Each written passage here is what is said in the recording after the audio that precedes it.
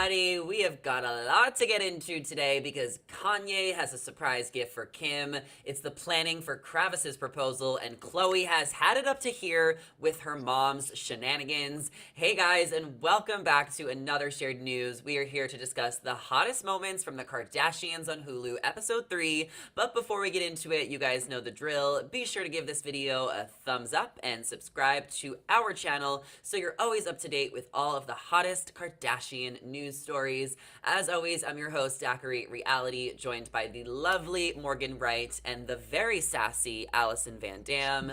How are you guys doing today, and how did you like the episode? I'm doing great, Zach. Thanks for asking. I really enjoyed this episode. I thought it was really fun. It moved very quickly, which I liked. I thought episode 2 got a little slow. So I think, Mm-hmm. episode 3 was a good one. What do you think, Allison? I completely agree. Zach and I talked about episode 2 last week, and we felt like it was laying the groundwork for a lot of stuff that happened this episode. I was telling Morgan I watched it when I was at the gym, and like a basic LA girl, I did my 12-3-30, and I was strutting on that treadmill to all these musical montages, the New York skyline. It was a great episode to watch. Yeah, I thought it was good too, and like next week is obviously going to be even better because we're going to get the Kravis proposal, but I just like seeing like all the preparation for it. So I'm excited to hear what you guys think, and we're going to get all into it, but we have to start with Kanye surprising Kim with the old computer. Now there was so much talk in the first episode about this secret sex tape that Ray J's manager had from years ago and was threatening to expose Kim. Now Kim already had so much on her plate as she was preparing for SNL and studying for the bar, so this was the last thing that she needed, and she's been stressed all season about what this sex tape could be. She was 99% sure that there was nothing else out there that she didn't already know about, but she was so fearful that her kids were going to see her mom in a new light. Luckily, Kanye was able to save the day. He flew all the way to Los Angeles to get this computer with the supposed sex tape, and it turns out there was no sex tape after all. Kim shared that the footage that was on the computer was her and Ray J dancing at a nightclub and then shots of them at a restaurant, and then her stress levels were put to rest right before her big SNL debuted. So, Morgan, I gotta know what you think of all of this because, I mean, this is a really nice gesture of Kanye. I mean, Kim did say that it was also for the kids, but does this make you look at Kanye in a new light? Well, I will say that I've always, and I don't even want to say it's an unpopular opinion, but I've always been a Kanye fan, and I always chose to see the best in Kanye when sometimes he highlights the worst. We've all seen the things that he's done on social media. It's not good. I don't condone it at all. But, I watched his Netflix documentary and I learned that he's a very, very complex individual who struggles, pretty deeply with mental illness. And I think he was very open about it in that Netflix documentary. So, not everybody is one dimensional. And I feel like on Instagram, you only see that one side of Kanye. I'm really, really glad that we saw this other side of Kanye in this episode. And let's just keep it real. The Kardashians very easily could have edited this out of the show completely based on what has been going on with them recently. I think it speaks volumes that they didn't. They chose to keep it in, even with all the chaos that has been going on. And I think it goes to show that Kanye has a heart. He loves Kim. He loves his family, and he will do what he can to protect them when he's in a good mental state. Yeah, for sure. I mean, he seemed like a really cool guy on the last night's episode.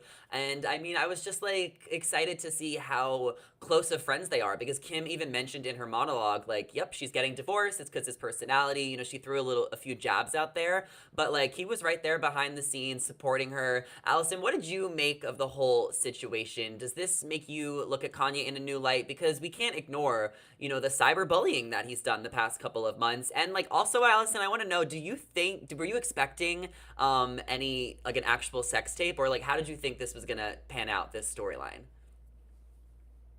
Yeah, I had a lot of questions regarding the tape. I mean, obviously, it's been kind of in the center of everything since this new season has started. And we've gotten into the fact that Ray J's manager was saying that there was more footage. And then obviously, like, this is this big romantic gesture for Kanye to fly out, get it, fly out, bring it back. But Kim's sex tape has been a thing since season one, episode one of their old E show. So my question is, why didn't we get this laptop years ago? And then I was thinking to myself, oh, he must have, just paid an exorbitant amount of money. We know Kanye, like, he does these big romantic gestures. But then Kris asked him, and she was saying this must have been quite a large check. And he said, no, no money. We're not going to be extorted again. So I guess my biggest question is, why didn't we get this laptop sooner? We know Kanye, he's great at gifts. He did the hologram of, Kim's dad for her 40th. Like, Mm, this could have been a gift a long time ago. So the timing to me is interesting, but still a romantic gesture that was maybe a little late, but it yeah. still happened. And yeah, it definitely, I think, painted Kanye in a very positive light after seeing everything that went down on social media. Like, despite him maybe channeling his frustrations about Pete and Kim badly, he definitely still does care for her. Yeah, and this obviously happened before Kim and Pete's relationship sparked and started because, we're here at SNL when they first had their kiss and met and kind of asked for each other's numbers. But I did catch something interesting. Kanye said he flew coach. I guess, it was a last minute flight and he couldn't get a PJ. Morgan, does that surprise you that Kanye was able to fly coach all the way across the country and back just to get this for Kim? Absolutely. And I mean, it's Kanye West. He's the richest black person in America. He's said it over and over and over again, Like, does he not have a private jet on speed dial? Surely he can afford one. His family can afford one. But I think it just goes to show, how dedicated and committed he was to getting it back. He wasn't going to let that stop him. He was going to do whatever it takes. And sometimes that's riding in coach. I just feel like I missed an opportunity to sit next to Kanye West on a Delta flight. Like, when would that Yeah. ever happen? Never. So maybe next time. Yeah, Allison, you just got back from New York. I know this episode aired last summer, but is there any weird chance, in this random universe that you saw Kanye and Coach? I mean, who knows? I would have loved to be in first class, but you nailed me. Don't have that money.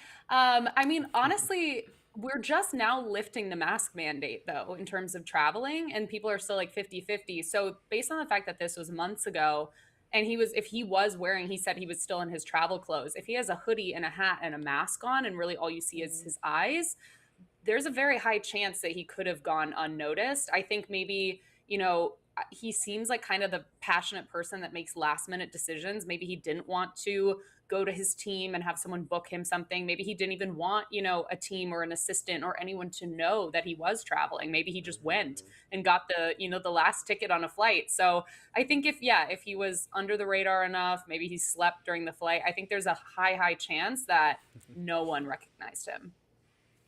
And thank God that, the luggage didn't get lost on the plane because sometimes that happens. But it was a small bag, so looks like it was a carry-on. But it happened, perfect timing right before her SNL performance, her debut. So she really was able to go into it and just give it her all. And she took us behind the scenes the entire episode so we can finally move forward because it's been so much teasing. And then the first three episodes are all about SNL, SNL. She slayed. She killed it. Her monologue was delivered perfectly. Her jokes were hilarious. She was worried that she was going to offend a few family members, specifically Corey. So she pulled him aside to make sure.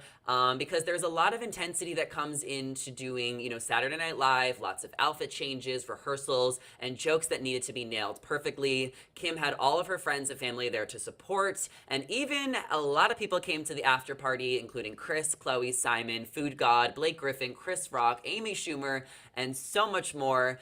Allison, what did you think of Kim's performance? I know you watched the episode. Do you think she nailed it? Do you think they'll have her back?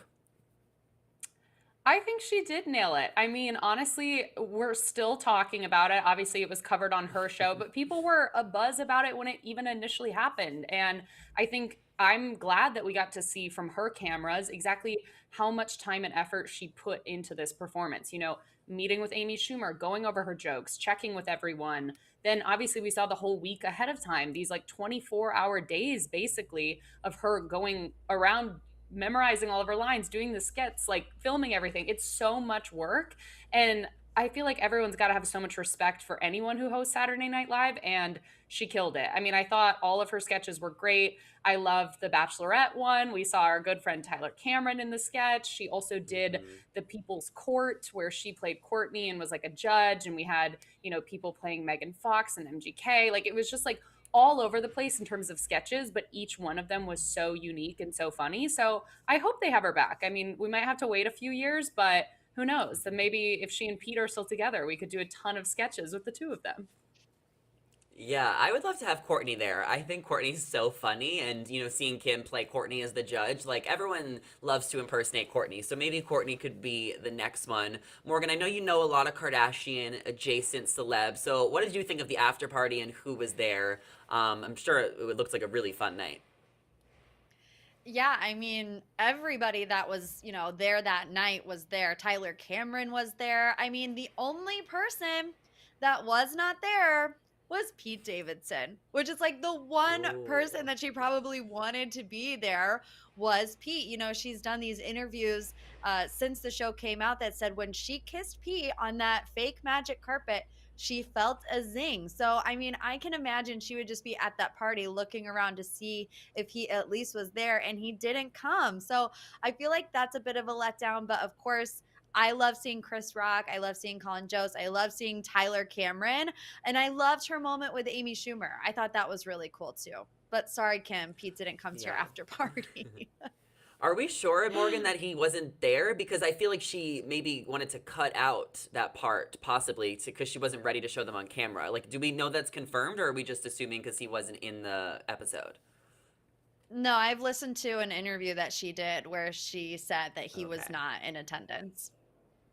Well, I don't know what else he could have been doing that was more important than going to Kim Kardashian's after party. We know Tyler Cameron even ditched a friend of his wedding to make sure that he was there for the SNL thing. He addressed that on Ellen earlier this week.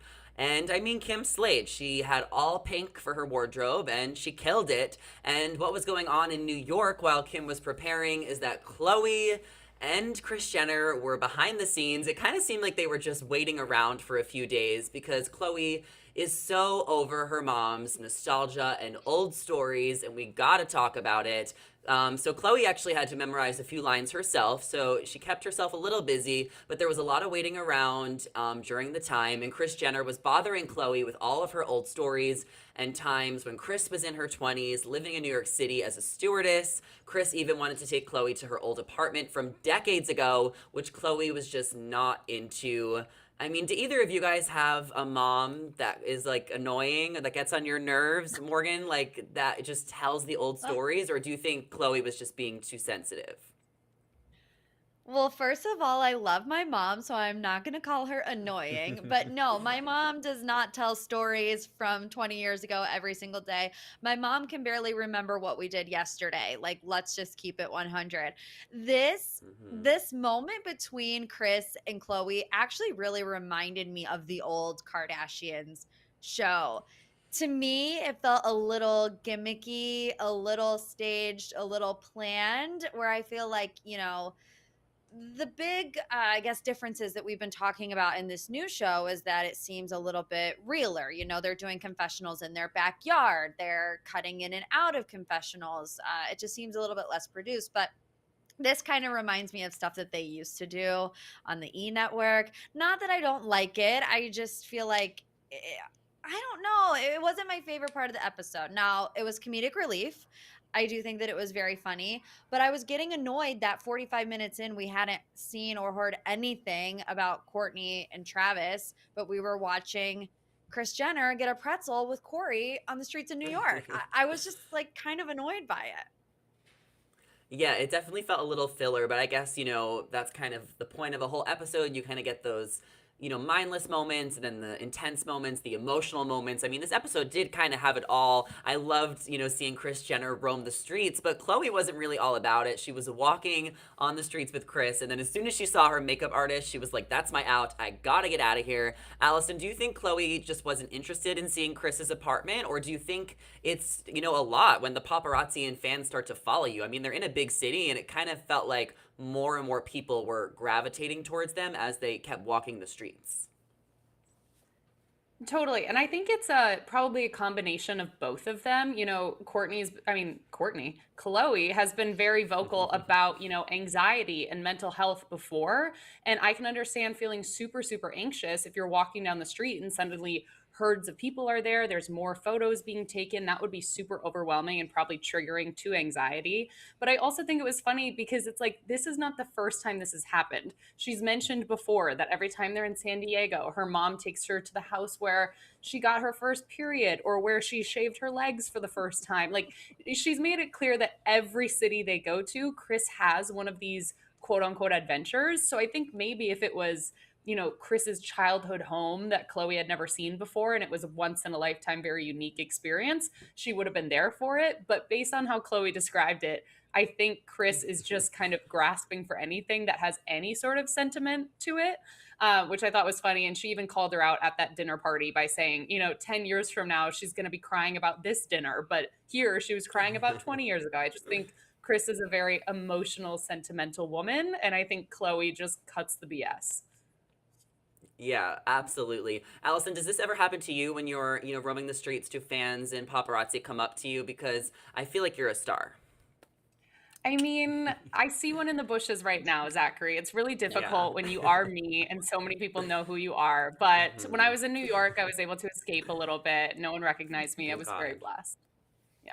Yeah, it's a lot, but I was living for Kris Jenner. I mean, that could be like a whole spin-off though. Kris Jenner takes the city. It's kind of annoying when there's like so many people like up your butt, but it was just like nice to see those moments. I really miss the city. I grew up in New York, and it's been a couple years since I've really been able to like have fun in the city because of COVID. So I got some nostalgia too this episode. So Team Kris Jenner on this one, but let's move on to the preparation for Kravis's proposal because it is finally days away, but it almost didn't happen. Travis and Kourtney have been trying to have a baby. They want to make something, out of love between the two of them. And the doctor wanted Kourtney to do her egg retrieval on Sunday, the 17th, when Travis was planning on proposing.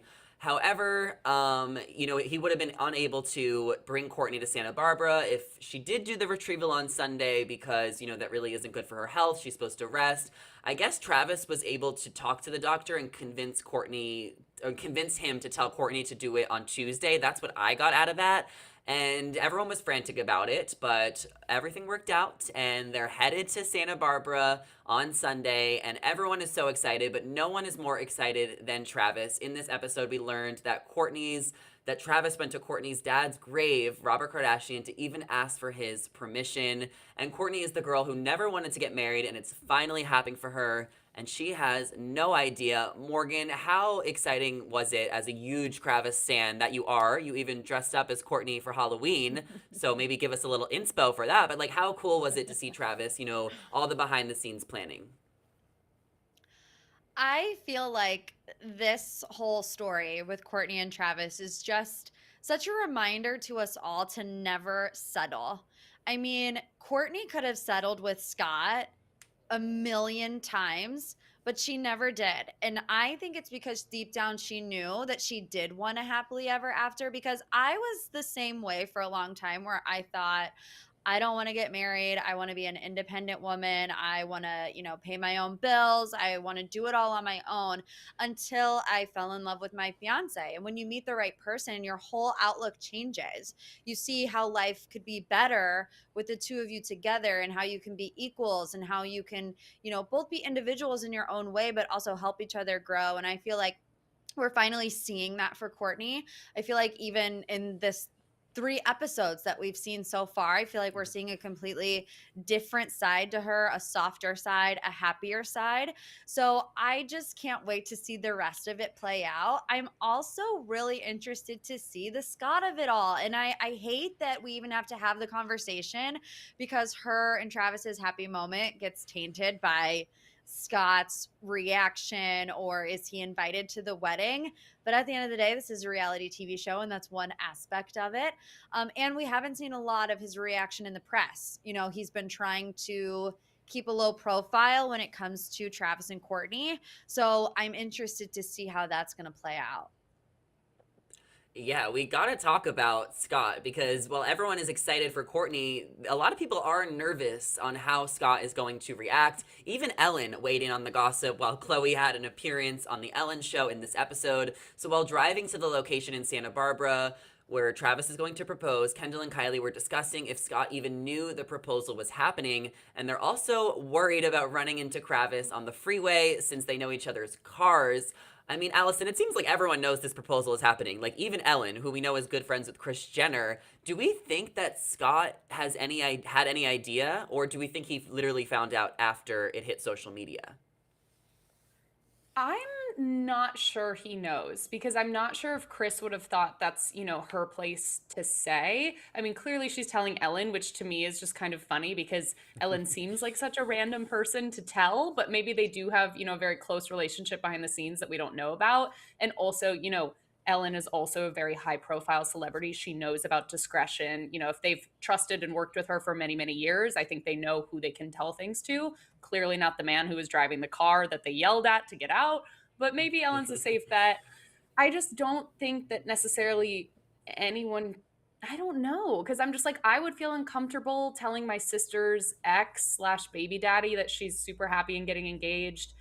Is it weird of me to think that maybe Travis should have been the one to let him know?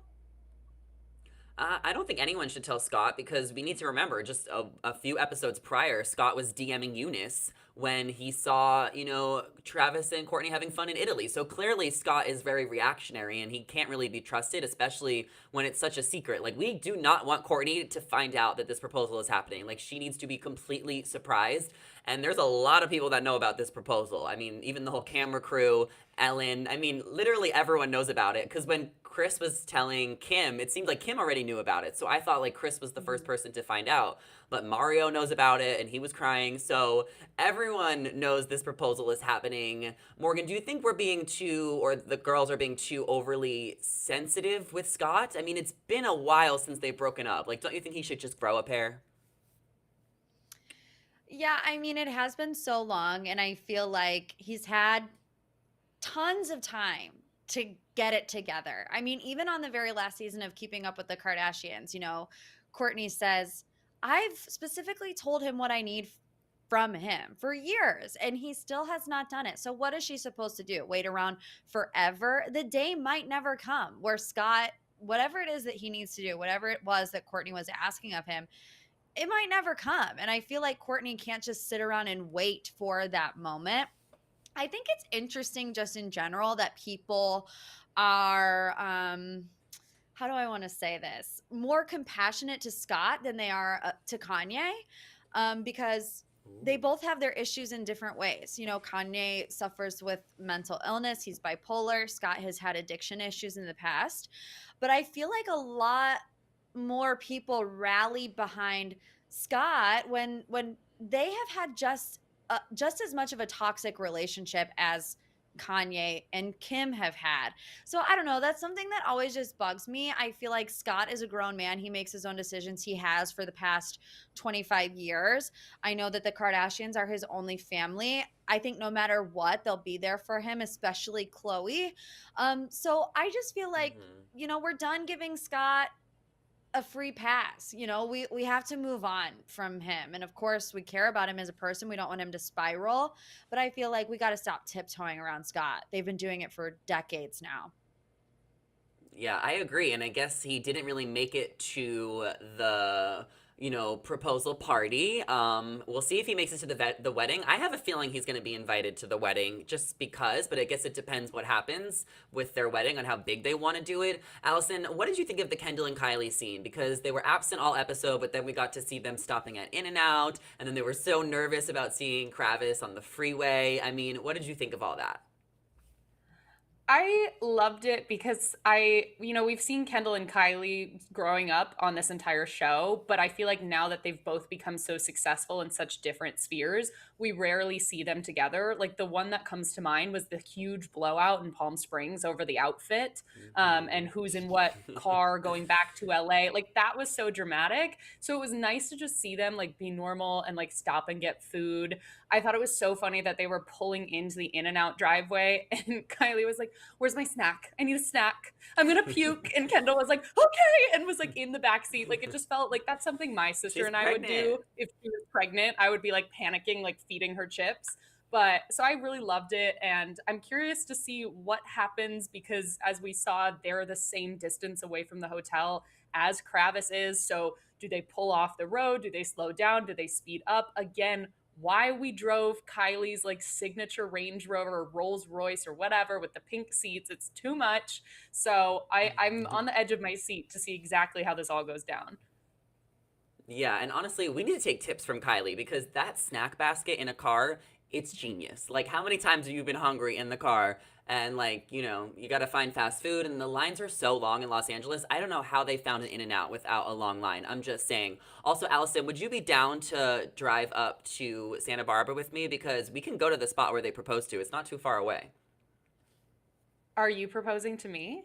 Is that a question? Yes. Are we reenacting it? Then I'll get my brown Yeah. wig and we'll call it a day. So long as we stop at In-N-Out, let's go. Yeah, that's why I I want brought to up Morgan's go. Halloween costume. Yeah, Morgan, you got to fly out here. Okay. We need some inspo. All right, well, I mean, that is our episode. So before we go, I want to hear your predictions for next week. And then we do this every week. We give our MVP of the episode and our LVP, most valuable and least valuable person. So Morgan, why don't you start us off? Ooh, predictions first. The whole episode is going to be about Kravis. I think we'll get the engagement like in the first 20 minutes or so. 10 minutes will be the after party, the celebration. And remember, that's when we realized that Courtney and Travis were going to be filming together for the show, is when Alabama and Landon got on their social media that Mm-hmm. night and we're posting Instagram stories and we saw the Mm-hmm. cameras. I TikToks. personally freaked out. I know a lot of other people did. Like, we're gonna see Travis and Courtney together. And then I think the last part of the episode will be the sisters confronting Courtney about Scott. We did see Kendall say, are you concerned about Scott? Because it doesn't seem like you are. So I feel like the next episode, for the lack of Kravis content in episode 3, which I was not happy about, I think we will make up for it in episode 4. Yeah, and who's your MVP and LVP? Okay. MVP has to be Kim. She crushed it at Saturday Night Live. She absolutely did amazing. I remember watching it in real time and thought, oh my gosh, she did so good. LVP, least valuable. Ooh, that's tough. That's really tough because I think they all contributed a lot. I'm going to say Kendall and Kylie because they contributed the least. And, it's cool to see them go through In-N-Out, I guess, but it's just typical Kendall and Kylie content of just showing up to get the check and then leaving. I'm dead. That's so funny. Allison, what about you? I'm totally with Morgan in terms of predictions for next episode. My MVP has to go to Kris Jenner because Kris Jenner in her normal life is like me after 2 glasses of wine. Like I'm the person at a party who's like, "Oh my God, you guys, like you're my best friends. I love you." So I would be going through the streets, like showing my children where I lived one day. And my LVP honestly has got to be Courtney because we didn't see her. Ooh. And also, it became clear that shortly after SNL, they're talking to Travis and he's getting back from New York with Courtney. So I felt like as a sister, she could have just gone to New York a few days earlier and had Travis meet her there or combine the trip somehow. I was just sad that she wasn't there to support Kim. Yeah, I guess she didn't want to run into Scott. I mean, who knows? My MVP goes to Kanye and Travis because Kanye got the suitcase. That was so kind of him to, figure that out for Kim. She was so stressed. And then Travis, I mean, going to Robert Kardashian's grave to ask for permission, that's so romantic and cute. My LVP has got to go to Corey because he refused to get a pretzel when they were in New York. I mean, Kris Jenner was like, just get a pretzel, just get a pretzel. And he's just like, I don't want a pretzel. And that moment just really pissed me off because there's nothing like a New York City pretzel. It's delicious. Allison, can you agree with me? You were just there. I've never had one, Zach. I'm so Well, sorry. then you're the LVP of this panel. I'll take you So, like Auntie Anne's at the mall and we can get one there. Probably not as good, but perfect. Okay, sounds good. And that is everything we have to share with you guys today. I think Morgan kind of nailed it with the predictions for next week. So let us know in the comments what you guys are most looking forward to seeing next week and what your thoughts were of the Kardashians Hulu episode 3. Before you guys go and head out of here, be sure to give this video a thumbs up and subscribe to our channel and ring the bell so you never miss out on any future videos. I'm your host, Zachary Reality, joined by Morgan Ray and Allison Van Dam. Our social media handles are on the screen right now, so be sure to give us a follow. Come say hello. Thank you guys so much for watching, and we'll catch you in the next one. Bye.